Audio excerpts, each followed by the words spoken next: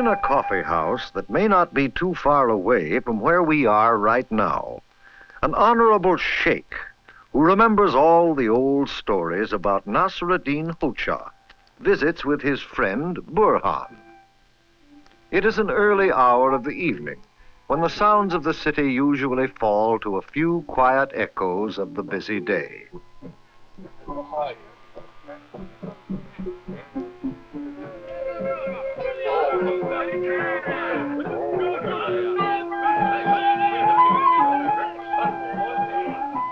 Effendi, there is a crowd gathering in the square. Someone is shouting at them from the wall. Oh, it is Hamid. You know Hamid, Effendi. He comes in here sometimes. Now some of them are picking up rocks and sticks. They're running off down the square.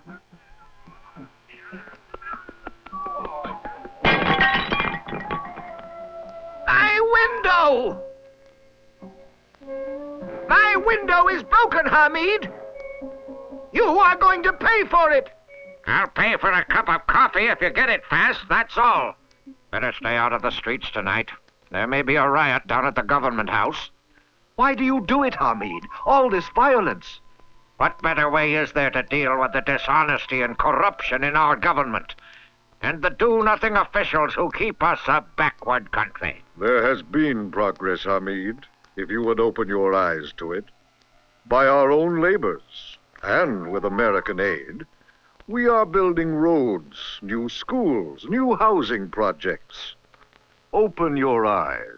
I don't see anything good about the way things are going in our land. And others are coming to agree with me. And we're going to do something about what we don't like. You'll see. Ah! Just you wait and see. He has the heart of a tyrant. Pardon, Effendi? Hamid. He sees only what is wrong and bad about him. Unfortunately, people listen to him. And there is nobody around today like Nasruddin Hoxha to make people realize that nothing good can come of a man who believes that violence is the way to solve every problem. Burhan, let me tell you about the Hoxha and an emperor who lived a life of violence. The story is called The Heart of a Tyrant.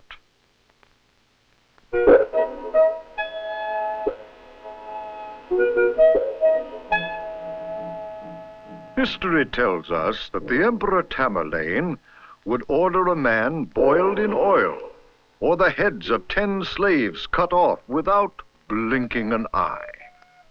But these same records also show that there was in Tamerlane's palace one man who, by his humor and wisdom, managed to keep the favor of the emperor.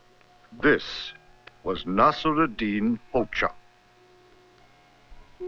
What is this you bring me, Hoxha, when I ask for an account of the palace finances? The accounts are all written here, sire, on this pancake. A pancake? Hoxha, do you value your miserable life? Sire, you threatened to make me eat the accounts if they were not in order. And since I trust you to do what you say, more than I trust my own addition...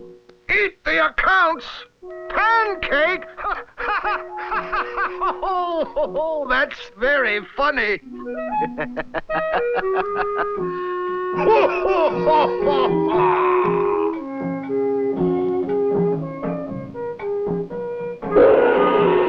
This was Nasruddin Hoxha in the years when he was in attendance at Tamerlane's court.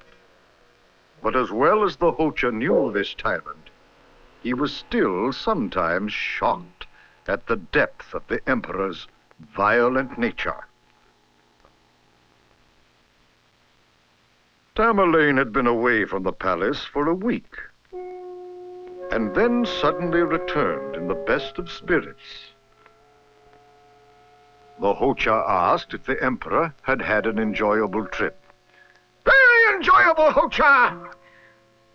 Last Monday, a great fire broke out in the village I was visiting. There were some lives lost. I saw it all. Fancy, one man lost his mother-in-law and really seemed to be upset. On Tuesday, a mad dog bit 2 men. We burnt them with hot irons to prevent their going mad also. They bellowed like buffaloes. On Wednesday, there was a wild storm.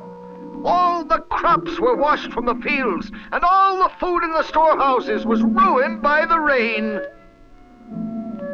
On Thursday, one of my war elephants escaped and crushed 5 or 6 people in its path. That kept me busy until evening. On Friday, a villager in a fit of frenzy murdered his own children.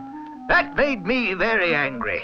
I had the rascal put to death by slow torture. On Saturday, a large house fell with a crash. Men, women, and children lay buried under the ruins. One could hear their screams all over the village. On Sunday, a woman hanged herself on a plum tree. We went to see that, too. She left one little girl in a cradle. In short, Hocha, every day of the week we found something to amuse us. The poor Hocha, utterly unnerved at these stories, still managed to respond with a touch of his wise humor. Sire, thank God you have come back so soon. If you had stayed there another week, not one stone would have remained upon another. And even the court attendants could not help but laugh at the way the Hocha recognized Tamerlane for just what he was, a violent man with the heart of a tyrant. In that story of the Hocha, there is a lesson for us today. The man who talks only of what is bad, what is wrong and what is undone in our country, is actually revealing his own violent nature, his heart of a tyrant. And if such a man is listened to, if he gains power from unquestioning followers, he could turn our country into a place where one stone does not remain upon another.